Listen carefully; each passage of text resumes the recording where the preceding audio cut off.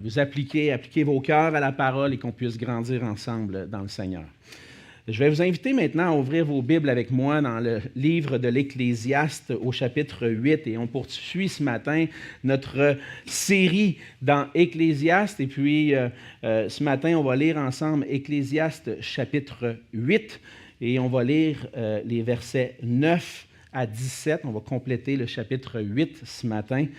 Donc on va lire Ecclésiaste 8, les versets 9 à 17. La parole de Dieu dit ceci: « J'ai vu tout cela et j'ai appliqué mon cœur à tout ce qui se fait sous le soleil. Il y a un temps où l'homme domine sur l'homme pour le rendre malheureux. Alors j'ai vu des méchants recevoir la sépulture et entrer dans leur repos, et ceux qui avaient agi avec droiture s'en aller loin du lieu saint et être oubliés dans la ville. C'est encore là une vanité. Parce qu'une sentence contre les mauvaises actions ne s'exécute pas promptement, le cœur des fils de l'homme se remplit en eux du désir de faire le mal. Cependant, quoique le pécheur fasse 100 fois le mal et qu'il y persévère longtemps, je sais aussi que le bonheur est pour ceux qui craignent Dieu, parce qu'ils ont de la crainte devant lui. Mais le bonheur n'est pas pour le méchant, et il ne prolongera point ses jours, pas plus que l'ombre, parce qu'il n'a pas de la crainte devant Dieu. Il est une vanité qui a lieu sur la terre. C'est qu'il y a des justes auxquels il arrive selon l'œuvre des méchants, et des méchants auxquels il arrive selon l'œuvre des justes. Je dis que c'est encore là une vanité. J'ai donc loué la joie, parce qu'il n'y a de bonheur pour l'homme sous le soleil qu'à manger, à boire et à se réjouir. C'est là ce qui doit l'accompagner au milieu de son travail, les jours de vie que Dieu lui donne sous le soleil. Lorsque j'ai appliqué mon cœur à connaître la sagesse et à considérer les choses qui se passent sur la terre, car les yeux de l'homme ne goûtent le sommeil ni jour ni nuit, j'ai vu toute l'œuvre de Dieu. J'ai vu que l'homme ne peut pas trouver ce qui se fait sous le soleil. Il a beau se fatiguer à chercher, il ne trouve pas. Et même si le sage veut connaître, il ne peut pas trouver. On va s'arrêter ici et puis on va dire un mot de prière ensemble. Seigneur notre Dieu, merci pour ce temps qu'on peut avoir ensemble et puis qu'on peut te louer, Seigneur, venir dans ta présence pour t'adorer, te louer. Merci pour les chants ce matin, Seigneur, qui nous rappellent, Seigneur Jésus, ton œuvre pour nous à la croix, qui place le projecteur sur toi parce que tu es glorieux, Seigneur Jésus. Et c'est avec cette attitude d'adoration que nous venons devant toi et que nous voulons recevoir ta parole. Parce que tu es notre Dieu, tu es notre roi, notre maître. Et Seigneur, un jour, pour la plupart d'entre nous, plusieurs d'entre nous avons décidé de te suivre.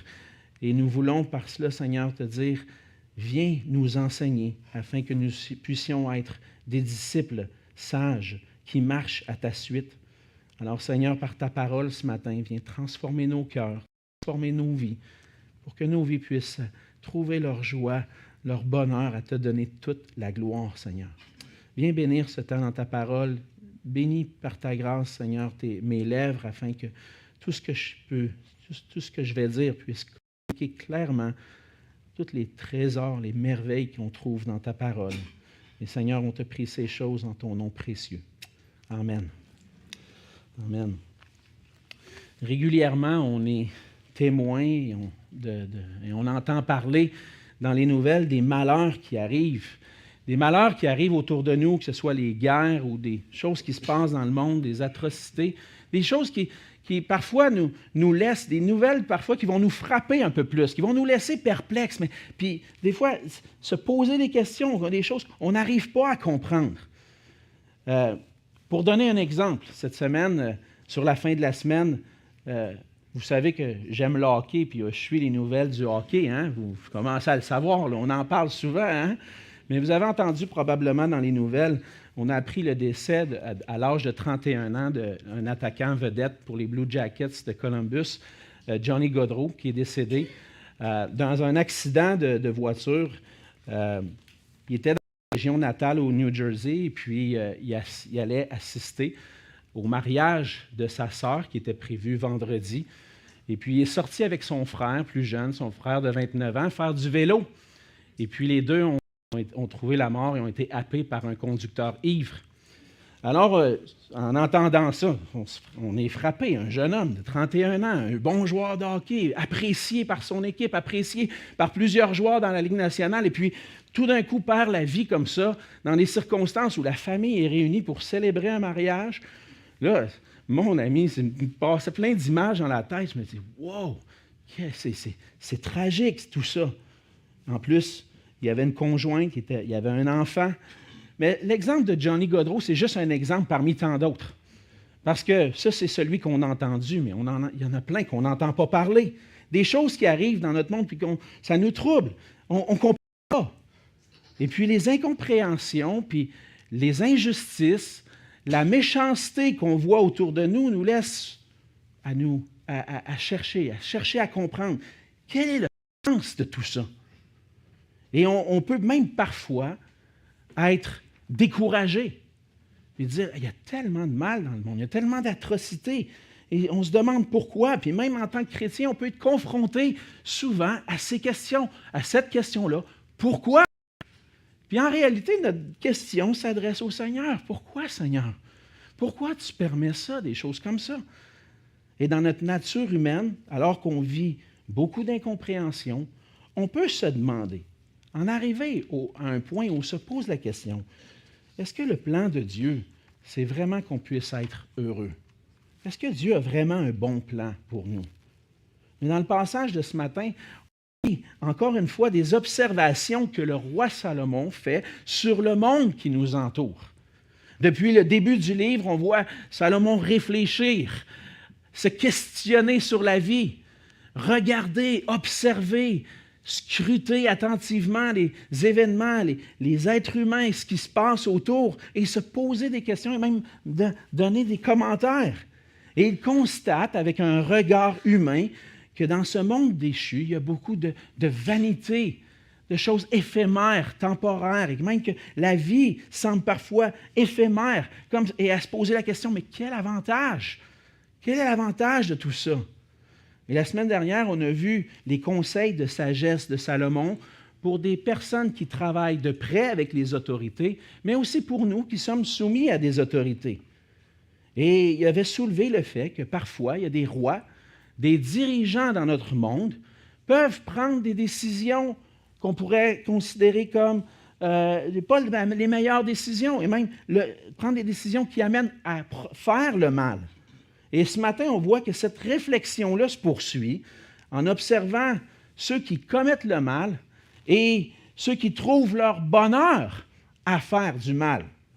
Et ils constatent la méchanceté, les injustices, la prospérité des méchants, et ils cherchent à comprendre le sens derrière tout ça. Les questions, mais dans le fond, la question qui nous touche particulièrement dans ce passage, c'est est-il possible pour nous de trouver du bonheur, de la joie, malgré le mal qu'on voit autour de nous et qui parfois nous touche de près? Et ce matin, on va voir ensemble que devant les injustices et les incompréhensions, on peut trouver le bonheur dans la crainte de Dieu. C'est ce qu'on voit dans le passage et premièrement dans les premiers versets, la réalité du fait qu'on vit dans un monde déchu. On fait face à beaucoup de méchanceté, d'injustice. Et c'est ce que Salomon va dire. J'ai vu tout cela. Il a vu des fois des leaders, ça fait référence à ce qu'il a vu avant, il nous partage. Les leaders, les rois qui prennent des décisions qui ne sont pas des bonnes décisions.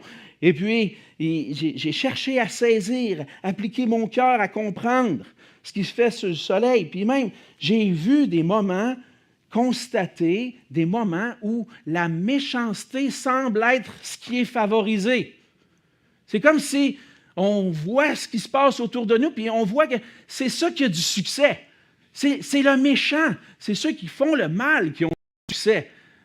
Et dans sa tête, il n'y a pas de sens dans tout ça.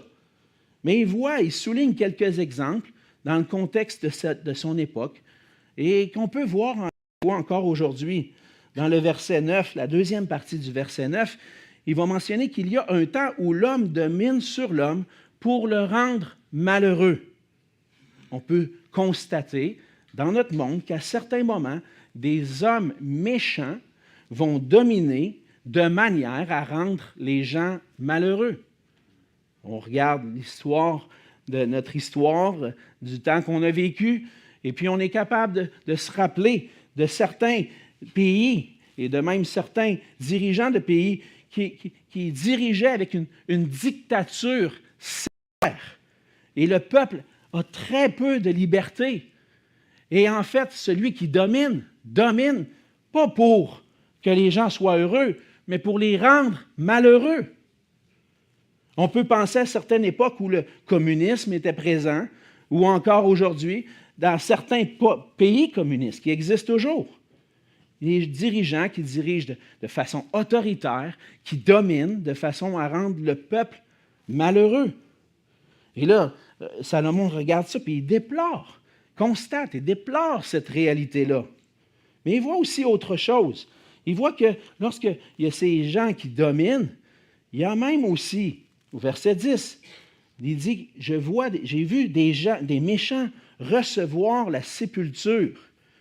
Donc, ce qu'il voulait dire par là, c'est des gens méchants qui reçouvent des éloges, et même qui ont des funérailles à leur mort, où on ne souligne pas, on ne prend pas compte du mal qu'ils ont fait, mais on honore ce qu'ils ont fait.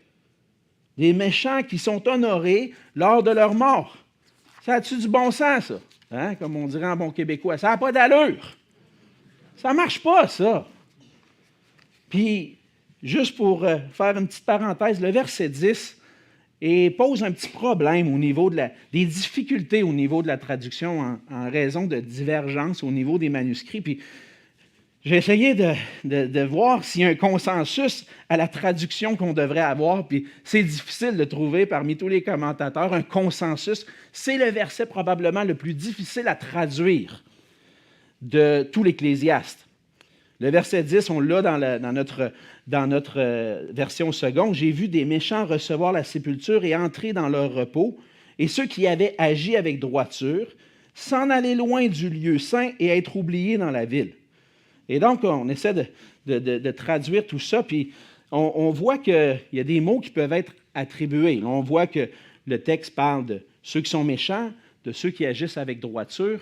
Donc, il y a une difficulté au niveau du texte. Mais ce qu'on peut probablement, ce qui est un peu plus certain, je vais vous lire une traduction donnée par un commentateur, et puis que je trouvais des parallèles dans d'autres. Donc, ça semble être ceci. Il dit, « Lorsque je vois les méchants dominer, dans ces cas, j'ai vu les méchants ensevelis, même ceux qui entraient et sortaient de la place sainte, et ils sont oubliés dans la ville où ils ont commis ces choses. » Donc ça semble être le plus proche de l'original. Donc on peut comprendre ce que Salomon cherche à dire, c'est que ce soit des gens que même s'ils étaient méchants, ils ont reçu des éloges lors de leur mort, mais non seulement ça, ils allaient et entraient dans la ville sainte, et on peut comprendre peut-être dans le temple, comme si de rien n'était. Tout était correct. Des méchants qui rentrent dans le temple, alors qu'on sait que c'est un lieu saint, un lieu pur. Puis en fait, on accordait à ces méchants-là de l'honneur, et qui n'ont jamais, finalement, ils sont morts, et on les a oubliés. On n'a jamais souligné le fait qu'ils avaient commis le mal. Il n'y a jamais eu de justice qui a été accomplie parce que ces gens-là ont été méchants. Et puis, on oublie ça. Ils ont été honorés, et puis on les oublie. On oubliait le mal qui a été fait, puis c'est comme s'il n'y a jamais eu de justice rendue. Vanité. Ça n'a pas de sens.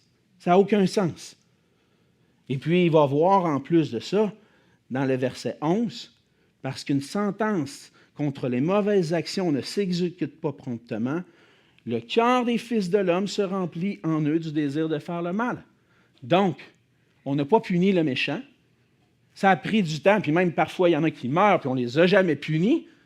Puis à cause qu'il n'y a pas de justice, à cause qu'il n'y a pas de punition pour le mal, qu'est-ce que ça provoque? Encore plus de mal. Hey, ça a-tu de l'allure, ça? Ça ne marche pas, ça. Et on le voit que Salomon se questionne devant tout ça. Il voit que la justice tarde à s'accomplir. Puis, dans un sens, il est en train de constater que la prospérité, que le méchant prospère, et il voit ça comme une futilité, quelque chose de temporaire, quelque chose qui ne fait aucun sens. Mais lorsque le mal semble, et lorsque ça a comme impact sur nous, lorsqu'on voit la méchanceté autour de nous, puis des injustices, puis ça perdure, puis des fois ça nous touche de près, lorsque le mal semble dominer autour de nous, on peut se décourager. Je l'ai mentionné tout à l'heure. On entend dans les nouvelles ce qui se passe et on peut se poser la question, est-ce qu'il y a une justice dans ce monde? Est-ce que le mal va être puni un jour? Et le fait que des méchants prospèrent peut même amener plusieurs à douter de Dieu. Ouais, si Dieu existe, comme tu m'en parles, tu sais, souvent on témoigne à des gens autour de nous, on leur parle de notre foi en Dieu. Ah, mais puis souvent, là, une des premières questions qui arrivent lorsqu'on parle de notre foi, ouais, mais si ton Dieu existe, puis il est si bon, puis il est si puissant, pourquoi il y a tant de mal et de souffrance dans le monde? Et la question qui est posée suppose que Dieu n'existe pas parce qu'il n'y a pas de justice, il n'y a pas de bonté qui est manifestée. La souffrance perdure. Et même nous, comme chrétiens, parfois, lorsque ça nous touche de près, on peut se poser cette question-là. Seigneur, es-tu vraiment là? Et ça nous amène à douter de Dieu. Ça peut finir par ne pas croire ou même cesser de croire en Dieu.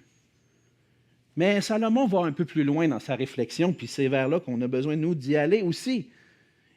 Parce qu'il va mentionner quelque chose d'important au verset 12. Il dit, cependant, quoique le pécheur fasse 100 fois le mal et qu'il y persévère longtemps, je sais. Ça, c'est important, ces deux mots-là. Je sais. Pourquoi c'est important? Parce que parfois, ce qu'on connaît semble être en contradiction avec la vérité que j'observe, avec les réalités que j'observe. J'observe des choses dans le monde, mais je sais aussi, puis ça ne fonctionne pas ensemble. Il y a des contradictions. Mais qu'est-ce que Salomon sait? Je sais aussi que le bonheur est pour ceux qui craignent Dieu, parce qu'ils ont de la crainte devant lui.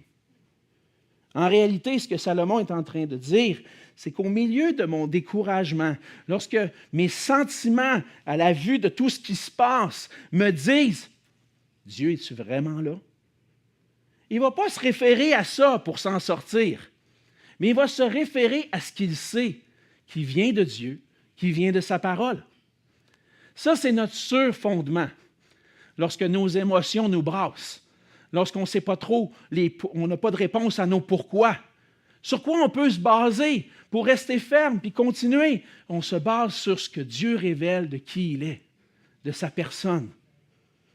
Et Salomon va plus loin dans sa réflexion et base sa foi non sur ses émotions, mais sur la parole de Dieu, sur ce qu'il sait de Dieu, quand les choses semblent se contredire. Et ce qui est important pour nous de se rappeler, c'est qu'on va voir que finalement, le méchant va être puni, même si ça ne semble pas être le cas aujourd'hui.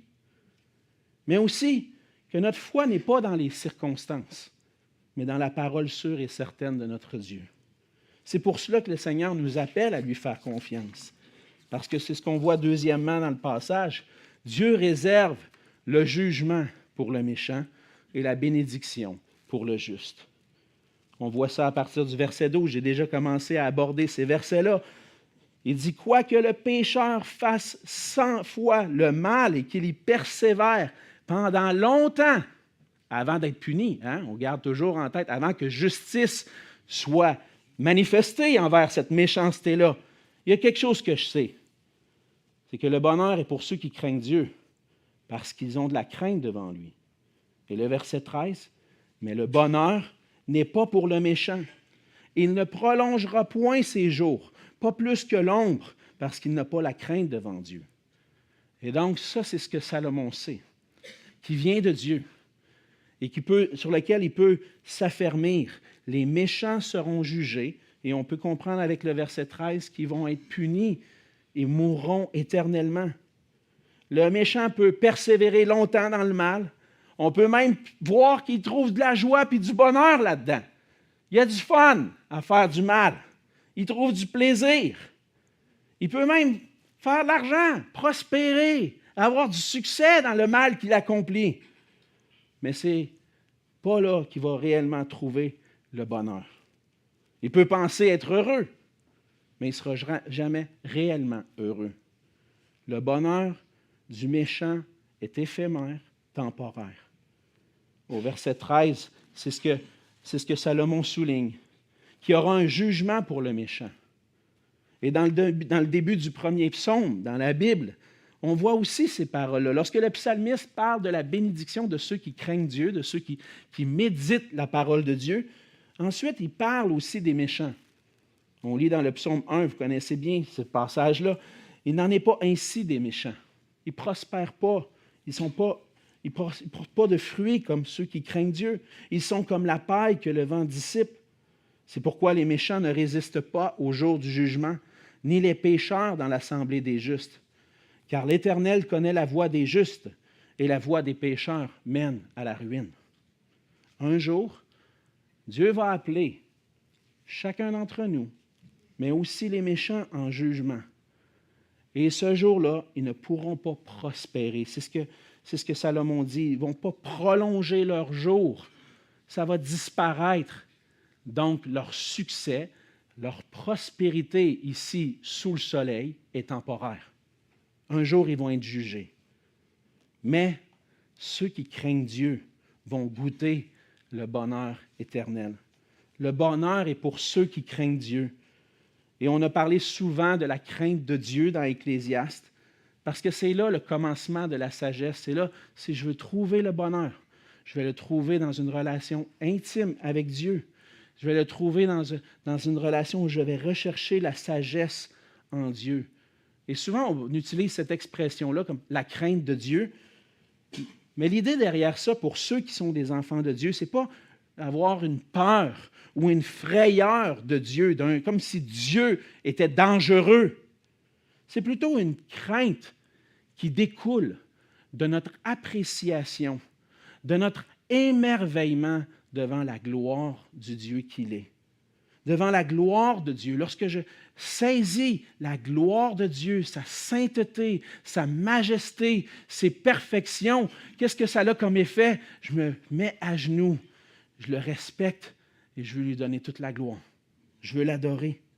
C'est ça la crainte de Dieu. C'est de le respecter pour qui il est, reconnaître qui il est et trouver ma joie à le glorifier puis à contempler sa gloire.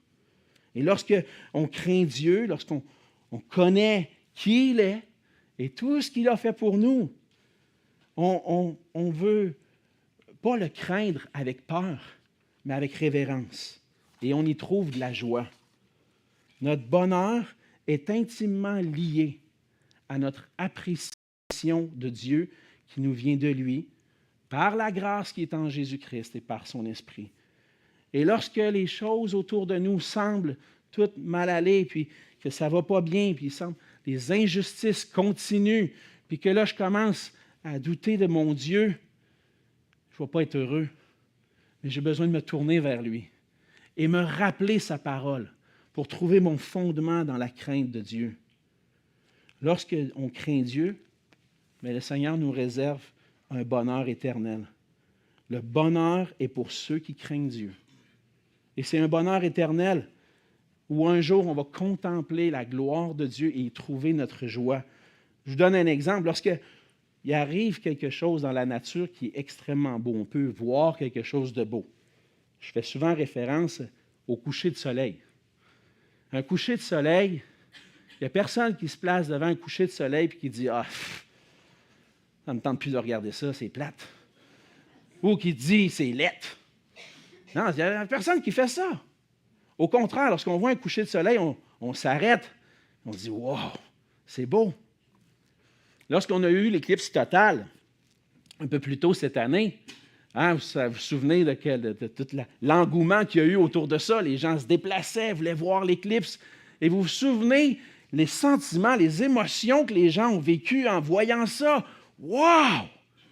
Il y en a qui ont pleuré en regardant l'éclipse.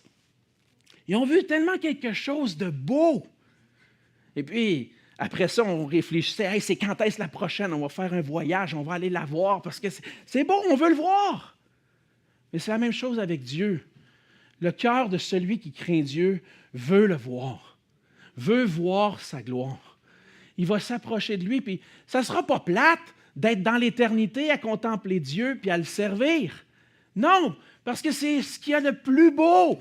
La sainteté de Dieu, sa majesté, c'est ce qu'il y a de plus beau. On va passer l'éternité à le contempler, puis on va trouver notre joie dans ça parce qu'on ne se tannera jamais.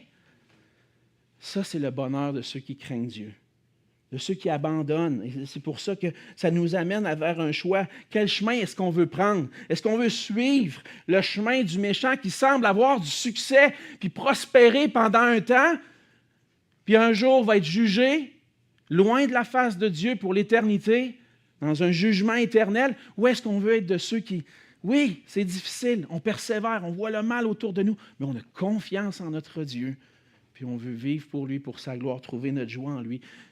Quel chemin tu veux? Tu veux-tu être heureux éternellement? On a besoin de se tourner vers le Seigneur. Et lorsque on craint Dieu, on peut surmonter le découragement qui vient de ce qu'on peut voir autour de nous.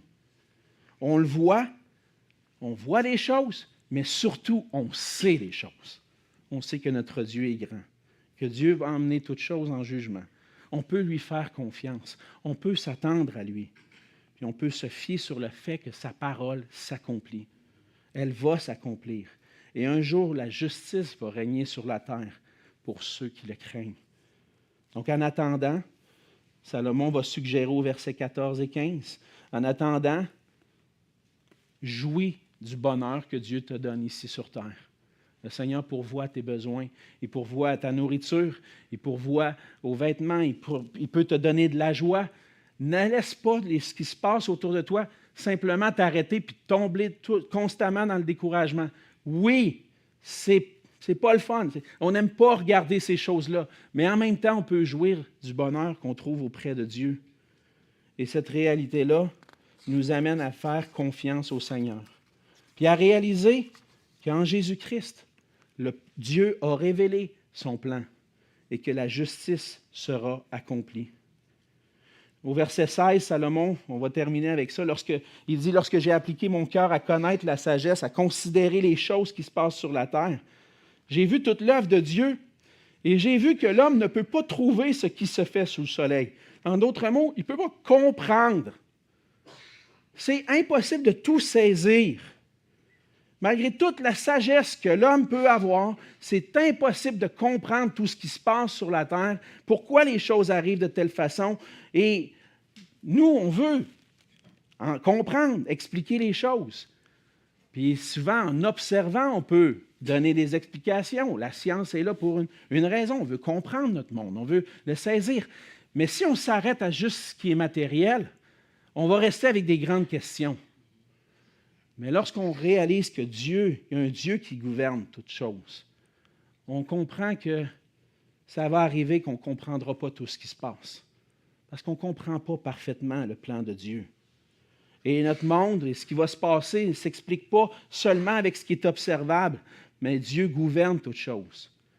Mais on doit accepter que Dieu gouverne. Que Dieu gouverne le monde avec sagesse. Et c'est un pas de foi qu'on a besoin de faire. Lorsqu'on voit la méchanceté, les choses qui se passent autour de nous, on voit, comme Salomon dit, on peut s'épuiser. Même, il va dire, les yeux de l'homme ne goûtent le sommeil ni jour ni nuit. Tellement que ça nous préoccupe parfois, on va avoir de la misère à dormir. Hein? Tout ce qui essaie de comprendre qu'est-ce qui se passe. On a de la difficulté à trouver le sommeil parce qu'on cherche à saisir, à comprendre. Ça ne sera pas possible de tout saisir parce qu'il y a un Dieu glorieux qui dirige toutes choses. Et on a besoin de faire ce pas de foi. Mais il faut se rappeler que le message de la Bible ne s'arrête pas à l'Ecclésiaste. Il continue. Puis on veut se rappeler que ultimement, tout sera résolu en Jésus-Christ. Parce que la sagesse de Dieu est révélée en Jésus-Christ. Par Jésus-Christ, je peux comprendre le plan de Dieu. Dieu permet qu'on voit l'état de notre monde, qu'on voit la méchanceté dans le monde, dans le but aussi de nous montrer l'état de notre cœur. Parce qu'on peut accuser bien des gens autour de nous. Mais est-ce qu'on a pris le temps de regarder à notre propre cœur? Et lorsqu'on prend le temps de regarder à notre propre cœur, ça nous permet de constater que je vis dans un monde déchu, mais que je fais partie de ce monde déchu. Que je suis un pécheur, moi aussi. On est tous naturellement méchants, comme des pécheurs rebelles à Dieu.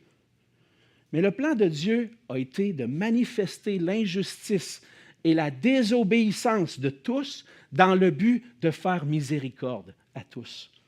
C'est ce que Paul dit dans Romains 11.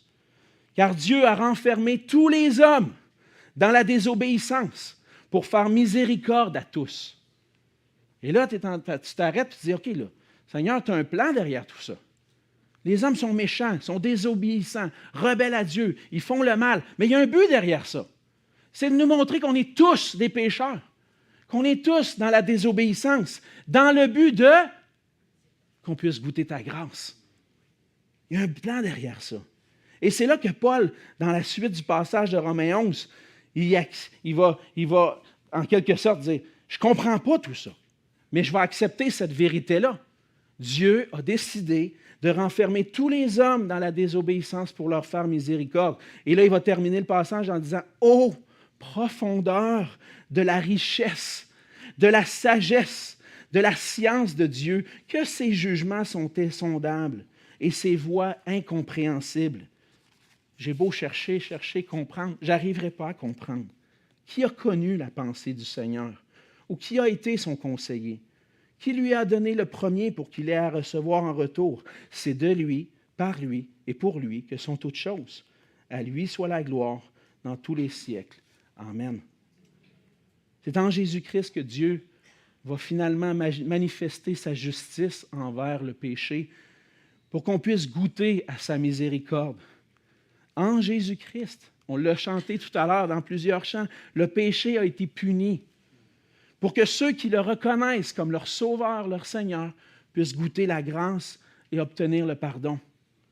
Jésus a subi une mort atroce. Il a été crucifié, s'est offert en sacrifice pour nos péchés, pour notre méchanceté, pour nos injustices, pour nous révéler qu'on était rebelles à Dieu, qu'on avait besoin d'une réconciliation. Et maintenant, lorsque je reconnais mon péché, lorsque je m'en détourne, je peux recevoir par la foi le don de Christ et son salut. Et tout cela nous montre que la méchanceté, nos incompréhensions devraient nous amener à nous tourner vers Christ. C'est lui qui manifeste d'une façon merveilleuse la sagesse de Dieu. Il a tout accompli et l'histoire ne se termine pas ainsi. Christ est retourné au ciel. Et il use de patience envers tous, avant d'apporter son jugement final, pour que les gens puissent se repentir, se tourner vers lui, être sauvés. Puis je dis, merci Seigneur d'avoir attendu. Merci Seigneur parce que tu as été patient, même si c'est difficile pour moi de voir tout ce qui se passe autour de moi, tu as aussi été patient envers moi. Tu as attendu. Puis tu n'es pas revenu pour que je puisse goûter le jugement, mais tu as attendu que je puisse goûter ta grâce. Et ça, c'est l'opportunité qu'on a tous, chacun d'entre nous, de reconnaître la grâce de Dieu. Il y a bien des choses qu'on ne pourra pas comprendre, mais Dieu agit dans sa grande sagesse. Et quand je considère la sagesse de Dieu en Jésus-Christ, je peux mieux comprendre son plan et savoir qu'un jour la justice va être accomplie. Et comme le Seigneur a été patient avec moi, il est patient avec d'autres. Et on est dans l'attente de son retour. Mais le Seigneur veut que les gens viennent à la repentance. Et devant les injustices, les compréhensions, ce que ça nous dit, c'est que finalement, en Jésus-Christ, tout est résolu, puis dans la crainte de Dieu, je peux trouver le bonheur.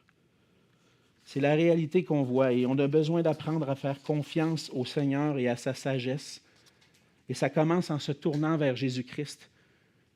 Comme Paul dit en 1 Corinthiens 1,30, ce ne sera pas affiché parce que je l'ai seulement cité, qui, par la volonté de Dieu, a été fait pour nous sagesse, justice, sanctification, rédemption. Et la méchanceté dans le monde autour de nous devrait nous amener à nous approcher de notre Dieu. Et une fois qu'on s'approche de lui par Jésus-Christ, qu'on se tourne vers lui, maintenant j'ai la foi dans la sagesse de Dieu. Je fais confiance à Dieu. Je fais confiance dans sa justice. Je fais confiance à sa bonté. Je ne peux pas tout comprendre, mais je sais que j'appartiens à un Dieu sage, juste et bon. Et je ne peux pas tout comprendre, mais je sais que sa parole va s'accomplir. Et qu'est-ce qu'on va faire maintenant? Continuer de s'apitoyer sur le sort du monde? Vivre dans le découragement, dans la colère avec tout ce qui se passe? Ou rechercher le bonheur de marcher dans la crainte de Dieu, de vivre pour la gloire de Dieu en me confiant pleinement en lui? Ne laisse pas ton incompréhension te faire douter de Dieu et de sa parole, mais vis en apportant l'espoir à ce monde déchu. L'espoir qui se trouve, comme on l'a chanté, en Jésus seul. Alors, frères et sœurs, même si on ne comprend pas tout, ensemble, on peut s'encourager à faire confiance à notre Dieu, à faire confiance à sa parole, puis en trouvant notre joie à vivre pour la gloire de son nom. Prions. Seigneur notre Dieu, on veut te dire merci pour ta parole, merci pour cette parole qui nous enseigne. On veut te rendre grâce, Seigneur, parce que même dans les passages les plus difficiles, tu veux nous enseigner à te faire confiance. Merci pour ta grâce qui a été manifestée en Jésus-Christ, une grâce incomparable, un amour infini. Tu as pris sur toi mes péchés, puis tu es mort sur la croix pour mes péchés, pour que je puisse être réconcilié avec toi. En Jésus-Christ, la justice a été rendue envers le péché, puis un jour, Seigneur, tu vas manifester ta justice en rétablissant toutes choses. Aide-nous en attendant ton retour, Seigneur, à te faire confiance, à marcher pour toi, à attacher nos cœurs à toi, qu'on puisse marcher dans la crainte de Dieu, qu'on puisse te contempler, s'émerveiller devant toi, qu'on puisse vivre pour ta gloire. Je t'en prie au nom de Jésus. Amen.